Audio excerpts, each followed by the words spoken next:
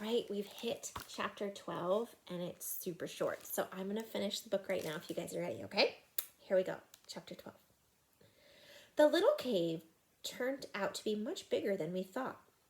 A narrow passageway, only big enough for one person at a time, spiraled back deep into the earth. The noise of the main cave fell away, and we followed Ma in spooky silence. The passage spiraled tighter and tighter until we were at least forced to crawl on our hands and knees. We followed the flickering torch and listened to the sounds of our own breathing. We squeezed through one last crack in the rock and suddenly found ourselves standing in an immense underground room. Weird, dripping-looking columns of stone rose on all sides from the floor to the ceiling. Crystals sparkled in the torchlight. We stood gawking in amazement until Mom motioned us over to a large, flat wall of rock.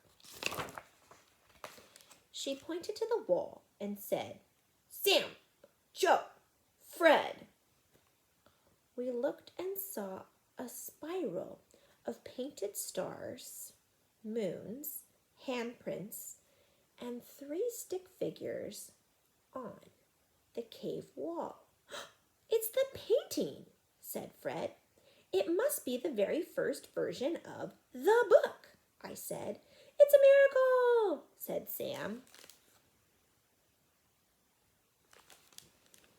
Ma put Fred's cub's hat gently on his head.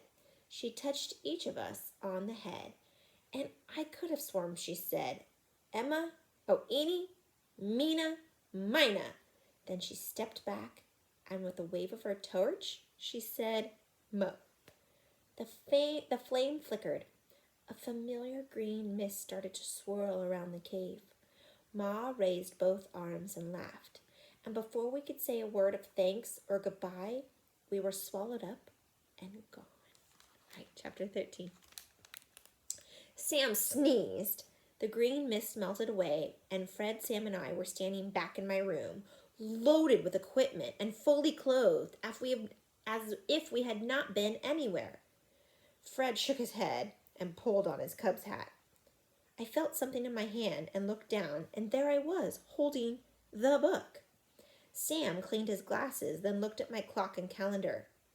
4:30, 1992. And at that very moment, my mom called, "Joseph Arthur!" and opened the door. We were caught red-handed. I was still trying to think of a good excuse to explain to her why we had emptied the kitchen drawers and closets when my mom looked us over and said, "Traveling?"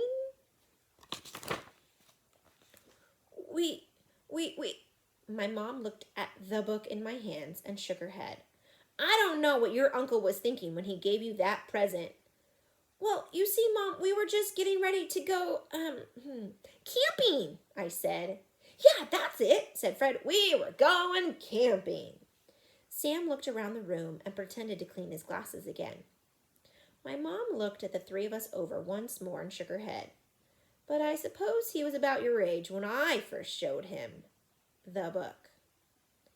I was still trying to think of a better excuse when the last thing she said to me sunk in. "You showed who what?" My mom raised one eyebrow and laughed, looking a lot like a certain woman who we had just left back in 41,992 years and a minute ago. "Well, who do you think taught her little brother Joe the magic he knows?" His mom knew about the book the whole time. Oh my gosh, you guys. All right, we finished. I hope you guys had fun with me. All right, bye.